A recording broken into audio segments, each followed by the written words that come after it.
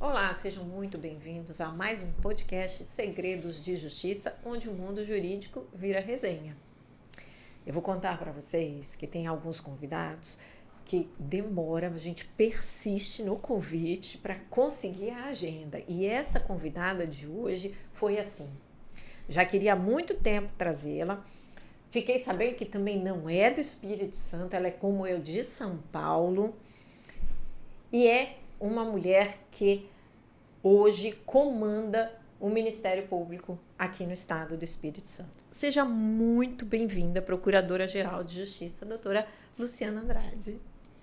Eu que agradeço o convite e a insistência dessa agenda. Nós insistimos muito. Muito. Dessa agenda maluca que nós temos, ainda mais pós-pandemia, doutora Carla. E estou aqui à disposição para contar os meus segredos. Que bom, que bom. Vamos começar. Por que direito na sua vida? Engraçado, essa é uma pergunta interessante, porque eu não tenho ninguém na minha família, dos mais próximos, primos, tios, meus pais, ligados à faculdade de Direito, que fizeram faculdade de Direito. Mas eu tinha um amigo particular da minha família, que foi promotor de justiça e procurador de justiça em São Paulo, do Ministério Público Paulista, e ele se apresentava, sabe, como uma pessoa sempre correta, porque quando você convive com a pessoa no seu dia a dia, no interior da sua casa, é a questão da ética, sim, aquilo que você faz, quando ninguém está olhando para você. Então, aquele homem despertou em mim essa ideia da justiça e de ser Ministério Público. E depois, na Faculdade de Direito em Taubaté, é que eu tive o maior contato com os membros e membras da instituição, e ali realmente eu fiquei encantada, falei, é isso que eu quero ser. Ai, que legal. E sempre, já durante a faculdade, sabendo que queria Ministério Público, que queria... Sim, Ministério Público. A Faculdade de Direito ela é bacana por conta desse contato que a gente tem com outras profissões, porque vem aquela ideia de juiz, ser juiz, quando é que você é promovida para juiz, enfim. E no caso, lá na Faculdade de Taubaté, tem uma influência muito grande de muitos professores do Ministério Público. E a oportunidade também de fazer o estágio no Ministério Público. Então, eu falei, aquilo que eu quero, que é o que a gente faz hoje, que é realmente tutelar os direitos individuais de maior magnitude, saúde, educação, esses direitos difusos e coletivos, e também da sociedade como um todo, a defesa do patrimônio público, do meio ambiente, enfim. Então, quando você ouvir o Ministério Público ali agindo, não é, ativo, você realmente se encanta e quer fazer parte dessa instituição maravilhosa. Olha, que legal. E muitos nomes são de Taubaté, né? A doutora estava me falando antes até... Pois é, Taubaté é uma cidade bastante antiga, por conta até das plantações de café, de cana, enfim, trajeto entre Rio de Janeiro e São Paulo. Então, o Império passava por ali, enfim, uma área muito rica. Sim. E por conta disso, essas faculdades de filosofia, medicina, direito, se estabeleceram há muito tempo ali. E Taubaté, especificamente, tem uma autarquia municipal, então uma universidade ligada à gestão pública do município, e isso favorece o ensino acadêmico universitário. Então, você vê que muita gente boa saiu de Taubaté, e hoje estou procuradora-geral do Espírito Santo, mas já tivemos procurador-geral em Minas Gerais, por exemplo, também de Taubaté. Então, tem Taubaté em tudo que é lugar. Que legal! Do mundo! Que bacana! E você se casou muito cedo, né? Como é que foi isso? Minha mãe tinha uma agência de publicidade e meu marido foi para Taubaté. A família dele é de Taubaté, mas foi criado em Atibaia, e foi fazer a faculdade em Taubaté, e ele foi ser estagiário na agência da minha mãe. E eu saía da escola e ia ser a estagiária da minha mãe. E conheci o meu marido nessa oportunidade. E daí conversa vai, conversa vem. Com 17 anos, nós começamos a namorar. E assim, eu sou muito eficiente. Então, num ano, a gente namorou, noivou, casou. E o Augusto, né, nosso primeiro filho, veio logo mais no meados do ano seguinte. E a gente aí está completou, na verdade, 30 anos de união pelo casamento, né? Mas ele me conhece há bastante tempo. Ah, que bacana. Sim. Parabéns. Muito obrigada. Parabéns. E isso, então, durante a faculdade, você já estava com um filho pequeno? Eu entrei na faculdade grávida do Augusto e percorri toda ali os 5 anos do direito com ele. Então, assim, ele foi aprendendo direito por osmose e, coincidentemente, ele acabou fazendo direito. É algo que ele tem, assim, paixão. Mas ele fala que ele tem mais carinho pela magistratura. Olha que interessante, né? E vai muito da personalidade mesmo, né? Acho que eu sou mais agitada. E tem alguma história, assim, da época de faculdade, de estágio, que lhe marcou muito dentro da área, seja no estágio no Ministério Público, a atuação, alguma história, assim, que lhe marcou? A Taubaté, como uma cidade pequena para o padrão de São Paulo, eu tive a oportunidade de transitar em todas as matérias no estágio.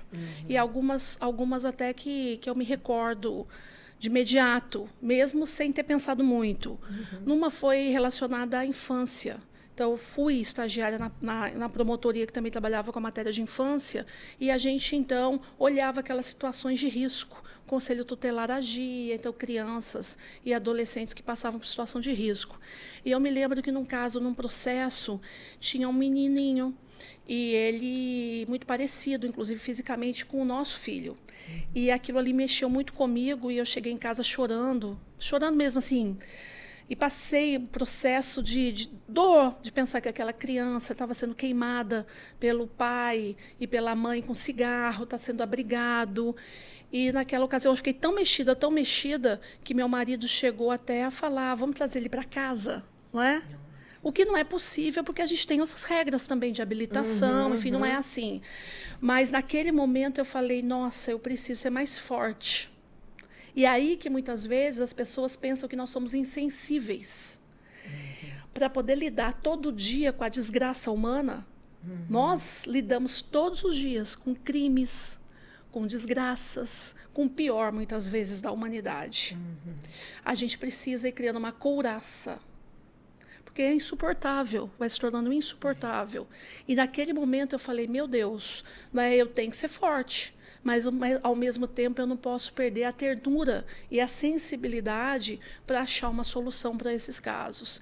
Então, esse foi um dos casos específicos, ainda enquanto estagiária, que me moveram por ter também uma aptidão de tratar de uma matéria que muitas vezes os colegas não gostam tanto. Que eu acho que não é o não gostar, é justamente uma ideia de você se blindar. Porque quando você vê uma maldade com criança, com bebê, não dá para não dá. Realmente não dá para não se abalar. E você é muito emotiva? Muito. Muito emotiva. Se bobear daqui a pouco alguma pergunta, eu vou chorar aqui. E a gente aprende, né? Mulher chora, homem não pode chorar. Porque a gente fala muito dessa questão de gênero, mas o homem passa por um processo doloroso também, de construção de um arquétipo, de ser forte, de não falhar, de ser o provedor. Então, nós mulheres passamos por isso quando entramos na instituição. Então, é sempre, a gente entra na faculdade, entra na instituição, compra uma porção de terninhos, azul marinho, preto, não é? Então, a gente começa a falar alto, muitas vezes masculinizar nosso comportamento, para poder ter mais autoridade com isso. Então, a gente não pode chorar. Procuradora-geral vai chorar? Pode chorar. Mas depois você fala, quer saber? Já estou aí com 50 anos. Eu tenho que chorar. Me deixa chorar. Enfim, esse é o sentimento que eu tenho, que eu estou sentindo ali naquele momento, né? Enfim, então eu sou muito emotiva. Que legal. E como é que a doutora veio para o Espírito Santo? Pois é, nessa ideia de ser Ministério Público, eu prestei, então, concursos tanto para São Paulo como Rio de Janeiro e o Espírito Santo. E acabou que no Espírito Santo, a gente, quando vai ganhando um tanto de conhecimento e aptidão ali para passar nos concursos, a gente acaba passando nas primeiras fases, há um alinhamento em relação a isso. E naquela época você não tinha essa facilidade que tem hoje das passagens aéreas, a internet que comunica as inscrições no Brasil inteiro, então o pessoal acaba viajando mais. Eu foquei basicamente na época São Paulo e Rio, e calhou de alguns amigos do Rio falarem: abrir o Espírito Santo. Nunca tinha vindo aqui. Não. Primeira vez para fazer a prova. E deu certo, e adotei essa terra como minha. E, inclusive, já produzi uma capixabinha. Tenho uma capixaba de 14 anos. Que legal, que bacana. E, quer dizer, a família toda, né? Como é que se adaptou, assim? Foi fácil? Mãe, quando você fala, passei, vou embora para o Espírito Santo, vou fazer júri. Ela, ai meu Deus, eu falei, mãe, tem que fazer júri, né? Aquele medo, né? O assassino, o homicida, o que vê na TV. E o Espírito Santo, ele teve um passado não recente de muita comunicação negativa. Então, as pessoas de violência, enfim, de questões políticas mais sensíveis. Então, a gente demorou a conseguir esse espaço que a gente tem hoje, enquanto Espírito Santo, de um Estado organizado, de excelentes índices de desenvolvimento humano e belíssimo. Então, quem vem para cá se encanta, fala, poxa, por que eu não vim antes? E volta sempre. Então, não tenho vontade de ir embora para São Paulo, voltar para São Paulo, nem na minha aposentadoria. Eu consegui realmente, que não é fácil, é um processo também difícil, me desligar das minhas origens. Tenho saudade, né? Claro, minha vida, minha família, meus amigos, mas hoje realmente adotei completamente o Espírito Santo e quero morrer e ser enterrada aqui também, aliás. E logo que a doutora... Não, a doutora lembra de primeiro júri que fez aqui? Lembro. Foi um júri mais tranquilo, primeiro especificamente, no outro dia, um júri que demorou quase uma semana, sim. O júri de um agente de uma força de segurança aqui do Estado que realmente matou um jovem e acabou ferindo gravemente outros 3, 4 jovens. E realmente a gente conseguiu a condenação, a procedência, a vida, né? Não vai voltar. Também um desses jovens ficou paraplégico, né? Até hoje não tem os movimentos do corpo, né, para ir e vir assim, caminhando por si mesmo, mas pelo menos o nosso trabalho enquanto Ministério Público, enquanto Poder Judiciário, enquanto Justiça, aconteceu e a pessoa cumpriu pena e ainda cumpre, né? Penas, enfim, pena em relação a isso, mas foi um júri bastante trabalhoso. Falei, essa é a minha última prova do concurso, né? Porque você chega ali com a pressão da sociedade, foi realmente uma pressão muito grande ali na expectativa de que essa condenação acontecesse. Então você chega com aquele temor mesmo de não fazer o melhor, de não conseguir apresentar as provas e os fatos como aconteceram de fato, porque a gente não está ali também para buscar a justiça a qualquer custo, né? A partir de um convencimento técnico que a gente extrai dos autos. Então ninguém quer perseguir ninguém, realmente trazer o combate à impunidade, aquela pessoa nos termos da nossa lei, da nossa Constituição, receber aquela reprimenda que merece pelo ato, pela gravidade, né, do ato que praticou. E isso, naquele caso, aconteceu. Eu posso dizer que fiz vários júris durante a minha carreira e consegui ali resultados positivos, muito positivos, talvez por conta disso. Né, de não querer mais nem menos e na medida daquilo que tem nos autos, não levar para o pessoal. É aquilo que eu comentei, a gente não pode pessoalizar os casos. Não é? Então, isso eu acho que deve nortear sempre a atuação do Ministério Público, da magistratura, da própria advocacia, enfim, pública ou privada, para que a gente não confunda as coisas e não ultrapasse a linha. Né? Que eventualmente acontece. Né? Sim, porque nós somos humanos. Então, o próprio Ministério Público hoje tem fortalecido essa visão até de tratamento da nossa saúde mental. Porque, como eu disse, não é fácil. Né? E eu tenho uma história Eu tenho dores aqui dentro de mim, tenho alegrias de ser quem eu sou. Já disse poeta. E eu posso carregar a minha atuação se eu não estiver bem comigo mesma, bem com essas dores, bem com essas alegrias, de uma forma que não é o adequado. Então, qual é o limite para a gente lidar com isso? Então, é competência da instituição pensar numa área de recursos humanos, de uma gestão estratégica de pessoas mais moderna, para que a gente possa realmente acompanhar os profissionais que nós temos. Que bacana isso. Muito importante. É importante. Depois da pandemia, então... É novo para nós, porque o nosso RH ele é departamental. É aquele RH de registro. Então, essa foi a natureza, né? O MP é uma instituição muito nova. Vem já aí de 88, nessa conformação. Sim. Então, vem a partir dessa última Constituição. Para a administração pública, isso é muito recente. Então, a gente está aprendendo também, trazendo o pessoal mais capacitado, capacitando nossos recursos humanos, para a gente ter compreensão até de falar sobre o assunto. Porque são tabus para nós também. Sem dúvida. É verdade. É verdade. Tem... E esses primeiros júris foram capital ou interior? Rodou também interior? Como é que foi? A gente tem que rodar o interior. Já vem do interior. Já vem do interior. Tem que rodar, gosto do interior. Então, meu primeiro mês de Ministério Público foi capital, foi Vila Velha, porque é um período que depende de concurso para concurso, mas foi o que aconteceu no meu.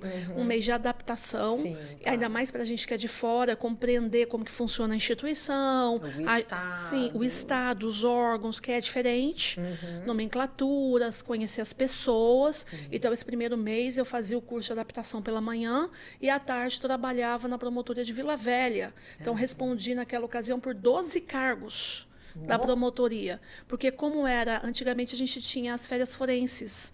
Então, os titulares, janeiro e julho, saíam de férias para que um grupo menor, então, que os prazos estavam suspensos, que tocasse toda a atividade. Então, eu respondi ali por 12 promotorias. Não fiquei no júri naquela ocasião, foi um outro colega que até hoje no júri de Vila Velha, foi para o interior, rodou o estado e hoje é titular, ama o júri, que é o João, meu querido colega de concurso, João.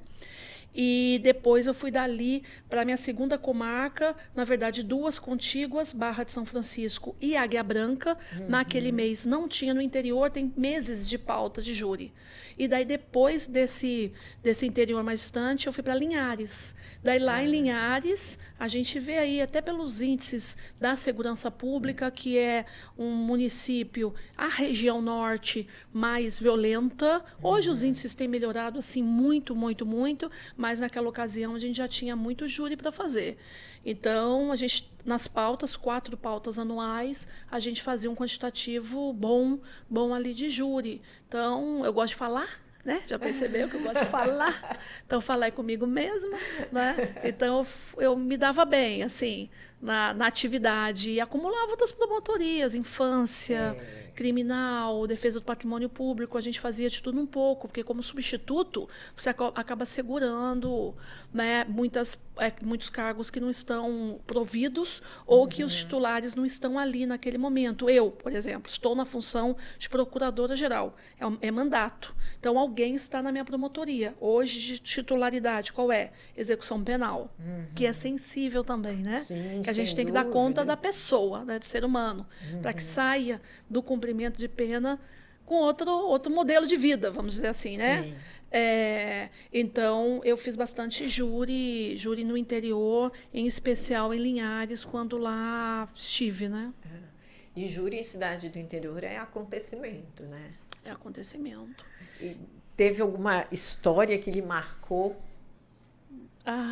Algumas que eu vi, por exemplo, de mulher ter sido morta pelo marido, já passava por um processo de violência, a gente não tinha ainda a Lei Maria da Penha, e de ser morta, e você vê uma tendência também de jurado a absolver, por conta daquela fala durante o júri de que ela traiu, ela era promíscua, até sem evidência, sem prova e sem justificativa. Isso não é admitido, e o Supremo disse isso recentemente, que a legítima defesa da honra não tem cabimento no nosso sistema jurídico brasileiro, mas foi esse caso desse agente de segurança que realmente ele por conta de ciúme da namorada. Então, esses meninos no carro chamaram atenção, né? Cantaram, vamos dizer assim, essa moça muito bonita na motocicleta, tal, e esse namorado então soube dessa cantada quando ela chegou no trabalho, e ele pegou uma motocicleta emprestada, tinha uma destreza né, no uso da arma de fogo, praticou esse crime ainda os jovens dentro do carro, tanto que um morreu e o outro ficou paraplégico porque levou o tiro ali sentado, né, acho que enquanto dirigia, e depois ele devolveu a motocicleta emprestada e foi a cena do crime hipotecar apoio e solidariedade. Então você vê a perversidade, né? Mas depois nós conseguimos desvendar que realmente era ele o autor, enfim, todo o caminho desse crime, as provas, as testemunhas, e realmente ele aí tomou, né, recebeu mais de 30 anos de pena. Então foi um júri que me marcou muito, né? Esse e dessa mãe que o filho prestou depoimento durante o júri, chorou muito. Por quê? Porque o autor do homicídio matou a mulher e ficou com ela com o corpo morto um tempo, na ideia de que depois ele seria descoberto ali pelos filhos. Saiu para trabalhar, daí como, né? Estava morta, né? De forma violenta, a perícia identifica isso com facilidade, não é? Em casos daquela natureza, e o filho prestou depoimento, né? Relatou as violências e tudo mais, e mesmo assim houve uma tendência do jurado em absolver pela legítima defesa da honra. Nós recorremos, o júri foi anulado e daí depois a gente conseguiu a condenação. Mas é a sociedade. O júri, ele expressa muito do que é a sociedade que a gente tem. Claro. Né? E a gente tem que estar trabalhando com ela a todo tempo para que a gente não tenha resultados dessa natureza. Incompatíveis. Incompatíveis. Incompatíveis. A formação do júri, a doutora acha que tinha que mudar de alguma forma? A seleção do júri. Eu acho que a gente precisa repensar esse modelo de júri, porque tem casos como o latrocínio, que o jurado é o jurado singular, é o magistrado, né, que é o concursado que julga. Então, as penas, às vezes, são muito mais elevadas. E no latrocínio, o que a gente está defendendo é um crime contra o patrimônio. Então, alguém foi roubar e matou, grosseiramente falando. E é muito mais rápido o processo e tem um julgamento por um juiz técnico. Então, às vezes, a gente vê uma lentidão por conta do processamento desse modelo do júri, dos jurados. A gente vê que isso tem muita reclamação, por exemplo, da Secretaria de Estado da Educação ou dos municípios, que vai tirando o educador da sala de aula para poder ser jurado, e daí você tem um problema de educação, de ausência de profissional, porque muitas vezes você não tem jurado popular de outras profissões ali que possa não faltar, que não possa causar um problema econômico para uma família, aquela ausência, porque é basicamente todo dia no mês do interior, aquela pauta do júri. As mesmas pessoas envolvidas o dia inteiro, ou mais de um dia. Na região metropolitana, não tem suspensão, é o ano inteiro. Então, uma pauta de júri realmente esgarça ali o profissional, né, cansa, enfim. Então, talvez a gente repensar. É legal, é bacana, a própria sociedade julgando a si mesma, mas talvez será que esse é o modelo que a gente precisa hoje, até para conter mais a impunidade? Mas o que a gente vê, em regra, os jurados são muito dedicados. É mesmo? Sim, são muito dedicados, passa por um processo, com certeza, do receio, do medo, da intimidação, porque você julgar o outro, parece até que colide um pouco com a nossa crença cristã, Só Deus cabe julgar, né? Enfim, e a gente julga o outro. Então, mas em regra, os jurados eles têm trabalhado com afinco, com dedicação e enfrentado casos bastante sensíveis. Então, a gente vê aí dos homicídios ligados a tráfico de droga, a criminalidade organizada, perigosa, né? Porque muitas vezes no interior você pega aquilo que a gente chama de cachacídio. Então, no bar, bebe, bebe, bebe, bebe e um mata o outro ali. Mas a gente tem visto cada dia mais crimes de homicídio para controle de mandos de droga, de movimentos de criminalidade organizada. Né? Você vê o jurado, né? Ele mesmo, cidadão, aparece lá e julga outro, o réu, sem esse aparato de acompanhamento, de segurança, de escolta. Então, isso pode, sim, impactar na decisão. Porque todo mundo é ser humano, tem família e vai ter medo, né? Então, eu penso que a gente precisa ter um diálogo maior a respeito desses modelos jurídicos que a gente ainda tem frente à realidade que ela existe. Né? Por exemplo, de sensibilidade aí em relação à segurança das pessoas. E em relação a provas, a tecnologia tem ajudado a ter mais provas, né, ter melhores formas de apuração? Sim, nós temos investido muito em tecnologia, porque a perícia técnica, tecnológica, traz até mais segurança para o julgador. Então, nós já vimos desvendar crimes de homicídio em Vitória, por exemplo, com análise dos trejeitos de uma pessoa. Então, hoje, a gente tem câmeras de vídeo pela cidade toda. Então, parte, né, do percurso do crime filmado, até o evento, o momento do crime, aquela confusão, quem bateu, quem atirou. Né? Então, a gente consegue capturar hoje com a tecnologia e trazer uma resposta mais eficiente. Então, a gente precisa investir nesses aparatos de segurança, de perícia. Eu me recordo num caso que me chamou a atenção também, de violência contra a mulher, né? De estupro. E o que foi determinante para identificar que aquele foi o autor foi o sêmen, foi a análise de DNA. Então, isso é inquestionável.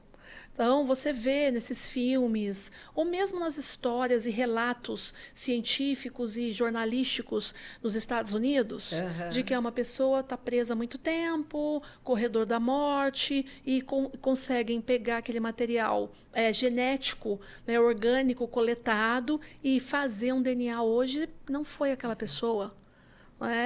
E lá não tem a questão da prescrição, que é o tempo que o Estado possui para tomar uma providência em relação ao crime. Então, isso é algo que a gente tem que pensar e está sempre repensando no Brasil também. Porque com 20 anos, se nós não conseguimos desvendar, para nós um homicídio está prescrito.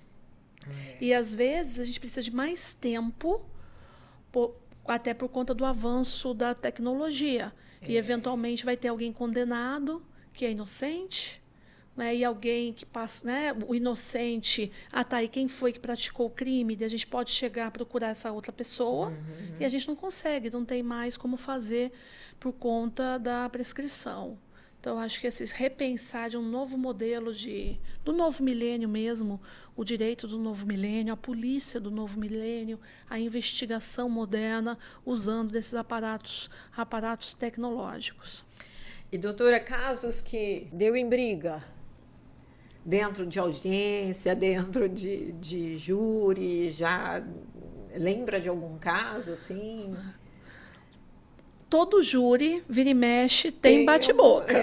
Tem bate-boca, sem contar até 100, porque é um estratagema, muitas vezes, da própria defesa. A defesa ela pode fazer uso de algumas estratégias mais amplas até do que a gente tem. Então, você tem que manter o sangue frio. Eu nunca fui muito de bater boca, mas às vezes de pedir uma parte. Nesse caso mesmo, o advogado começou a gritar, e eu fui... teatro, né? E eu fui ignorando aquilo até o momento que eu pedi para o magistrado que eu queria... Por exemplo, eu estava ali no meu tempo de fala. Daí o advogado começa a gritar, e tem a voz mais potente, né? Eu cheguei a comprar até microfone, porque eu sei da qualidade, né, de potência da minha voz. Mas você vê, começa a gritar, daí eu pedi para o juiz, eu quero o tempo de volta. E tem momento também que você não pode, nesses apartes, ser levado pelo calor da emoção. Porque, em regra, essas pessoas que fazem uso desse estratagema vão, né? Vão aquele, né, miando, e vão perdendo também ali a autoridade, vamos dizer assim. Então, já tivemos bate-boca em audiência de família, eu acho que é o que mais acontece, né? Às vezes marido e mulher, enfim, está naquela DR ali na audiência, e muitas vezes a gente tem que usar realmente uma certa autoridade para poder até diminuir a exposição ali, que não interessa para nós se envolver, né? E lembra de algum caso atípico? Lembrando daí até de direito de família, algum caso que lhe marcou? Tem, mas assim, é difícil você, às vezes, relatar até por conta do segredo, né? Claro, de justiça não expor, mas a gente já viu nossa, muita confusão em relação. O que eu me recordo mais é esses de família mesmo, assim, de pai, filho, mãe, mulher e marido, enfim, ali naquele bate-boca. E às vezes a gente não precisava ouvir determinadas questões, né? Íntimas, né? Enfim. E hoje a doutora é a terceira mulher a comandar um Ministério Público. Como é que foi essa trajetória? Já está no segundo mandato? Segundo mandato, primeira promotora de justiça. Então, a gente ingressa no Ministério Público por meio do concurso, como promotor substituto, né, promotora substituta, e depois tem a titularidade, e depois vira, né, a gente se promove depois de um determinado tempo, por antiguidade ou por merecimento, ao cargo de procuradora de justiça. No meu caso, ainda sou promotora de justiça, e senti, pela minha experiência na própria gestão, na própria administração, eu tive a oportunidade de outros procuradores gerais confiarem a mim algumas funções de gestão, e eu poder ter mais contato com essa parte interna, vamos dizer assim, do dia a dia do órgão. E quando você vai lidando com tantos segmentos, né, você vai se tornando mais preparado, se sente mais preparado. E eu falei, não, agora eu acho que vou colocar meu nome à disposição. É duro porque você está sendo escrutinado por um coletivo ali muito qualificado. Então, você se colocar numa promotoria com vários colegas olhando para você, e você se apresentar, né, na qualidade de candidata, e depois passar por um processo, né, eletivo, do voto secreto, e ser votada. Então, realmente é difícil. Mas você vai trabalhando, mostrando no seu trabalho a sua segurança, a sua aptidão, e a carreira no Espírito Santo reconhece isso. E não é à toa que eu sou a terceira mulher. Só no Sudeste, só o Espírito Santo tem. Pois é, o Sudeste, né, do Brasil, só o Espírito Santo teve e tem uma mulher à liderança. Então, me coloquei, fui inclusive a mais votada em 2020, e no segundo mandato não houve concorrente. Creio até por conta da pandemia, do respeito que os colegas tiveram. Poxa vida, ela se colocou, né, para gerir o órgão, nossa instituição, num momento de grande adversidade para a humanidade. E me deram aí a confiança, um presente, de eu poder vir ao segundo mandato, inclusive sem concorrência. E isso foi muito bacana, e tem sido para mim realmente motivo de muita alegria, de muita responsabilidade. Sim. E querendo fazendo melhor. A gente se dedica, sabe? Claro. Eu vejo os colegas do norte ao sul do estado, todo dia. Às vezes isso não é reconhecido, não é compreendido, o quanto se trabalha. A gente sempre vai para casa devendo, né? Os processos nunca acabam. E esse modelo nosso, que o Ministério Público tem adotado, do diálogo, porque é mais fácil você propor ação. Claro. Né? De você poder sentar, vamos achar uma solução, né, nos limites da lei, mas para a questão do urbanismo, para a questão da saúde, conversar com o gestor também, que tem limitação orçamentária, limitação legal, em especial os municípios e o próprio Estado, que não tem o orçamento da União, que é tudo mais limitado. Então, saber que isso não é rápido, não é um dia para o outro, que é uma obra que tem um ciclo complexo, né? Então, você vê hoje que isso, nosso estado, o Espírito Santo, tem evoluído, tem amadurecido. Sim. Então, essa semana mesmo conversei com um colega sobre um município do norte, um município pequenininho, que teve muitos problemas, né, que tem problemas de desenvolvimento, e você ouviu o colega falar, nossa, o prefeito é uma pessoa dedicada, uma pessoa séria, sabe, está fazendo um bom trabalho. Então, isso é importante, a gente vê essa evolução diante de tanta complexidade, como a pandemia, Sim, por exemplo. Claro. Não tem receita. Não tem receita. E hoje, assim, são realidades diferentes, né? O município do interior, uma capital mais desenvolvido, e que demandam atenções também diferentes, né? Porque o nosso estado tem uma área rural também muito grande, que produz muito, né? E qual é o setor em geral, que demanda mais atenção? É saúde, é o crime, é o urbanismo? O que mais tem demandado mais atenção? O Ministério Público sempre cuidou para ter uma gestão bem profissional e democrática. Então, para isso, a gente usa de algumas ferramentas como planejamento estratégico, planos de ação.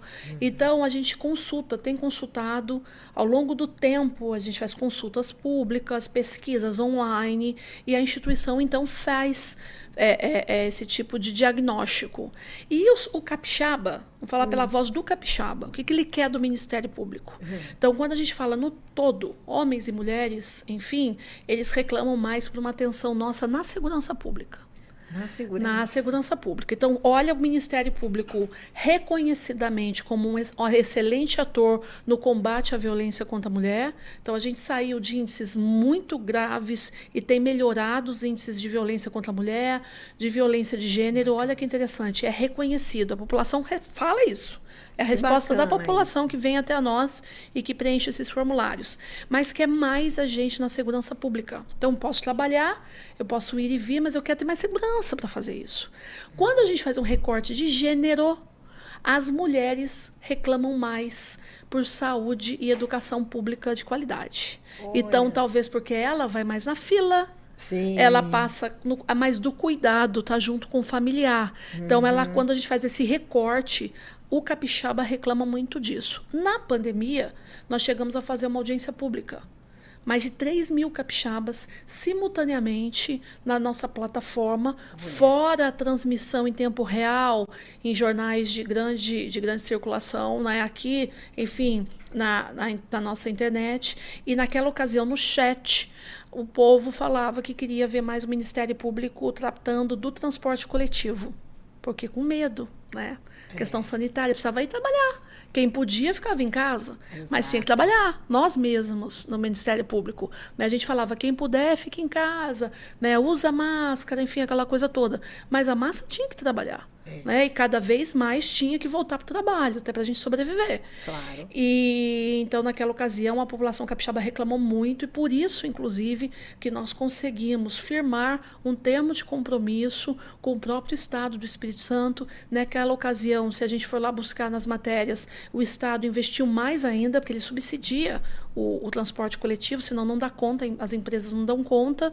Então, melhoramos a questão sanitária nos terminais, controle de saída de ônibus com todo mundo sentado, melhora aí do quantitativo de linhas, de ônibus nas linhas mais pesadas.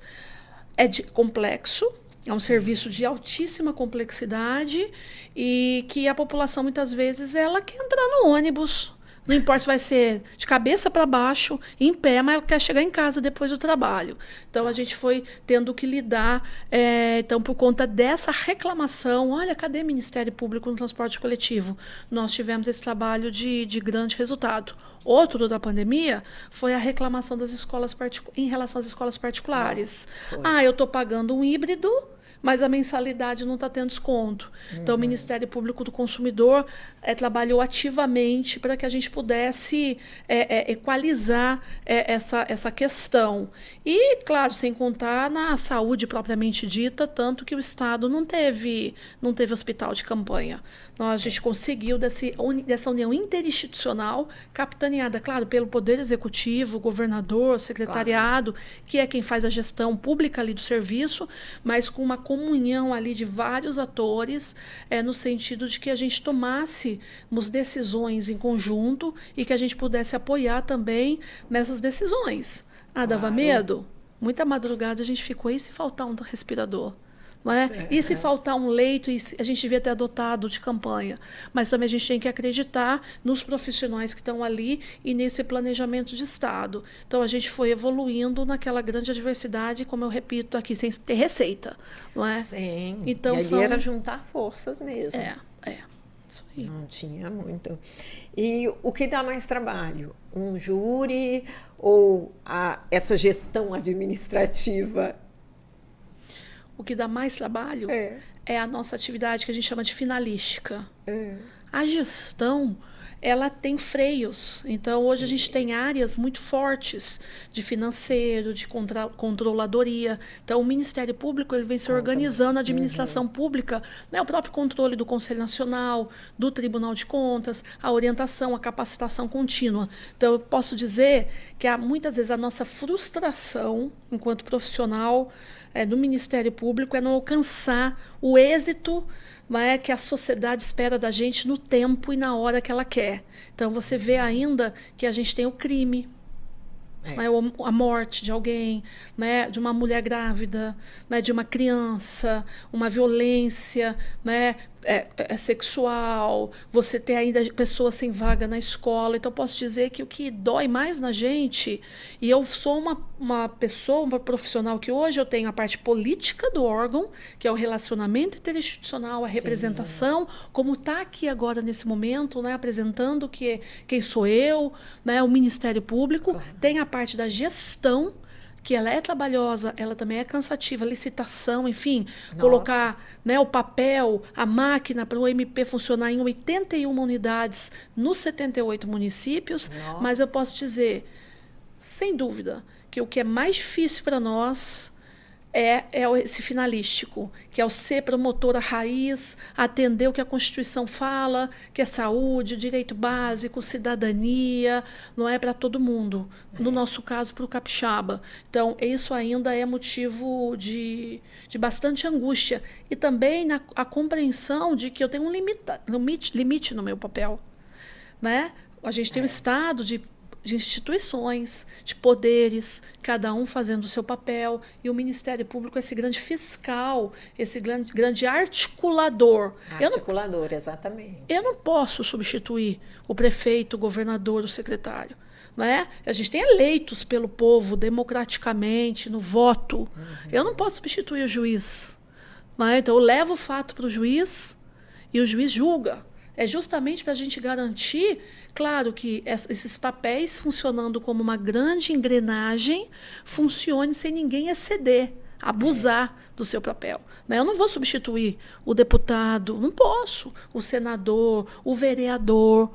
Qual é o meu papel? Meu papel é ser realmente aquele que garante, que fiscaliza, que observa. E aí é que está. Eu não posso fazer, Eu não posso fazer. Então, vai dando uma ansiedade na gente por conta disso. E a gente tem que saber lidar, mas certamente é mais difícil fazer júri. É mais difícil fazer júri. Doutora, agora nós vamos para uma parte da entrevista que é um bate-pronto. Perfeito. Nunca diga para uma procuradora-geral. Você não pode. O que você gostaria de escutar se estivesse começando hoje? Chore. Sinta. Você é uma pessoa trabalhando para pessoas. Processo físico ou eletrônico? Eletrônico. Audiência virtual ou presencial? Cada qual tem o seu valor, no caso devido, para a gente ganhar tempo, celeridade, dar mais atenção até para o presencial, que merece o presencial. Disputa pelo comando do MP. Salutar, democrático e que carece e exige da gente sempre um equilíbrio, para a gente não ultrapassar determinados limites. Um filme que lhe marcou? Um filme? Carpe Diem. Nunca comece uma sustentação oral com? Alguma palavra negativa. Se não fosse promotora ou procuradora, seria? Diplomata. Olha, que bacana. Muito bom. Doutora, muito obrigada, muito obrigada. Adorei esse nosso bate-papo. Fica aqui já um convite para voltar, contar novas histórias aí para gente. Muito, muito obrigada.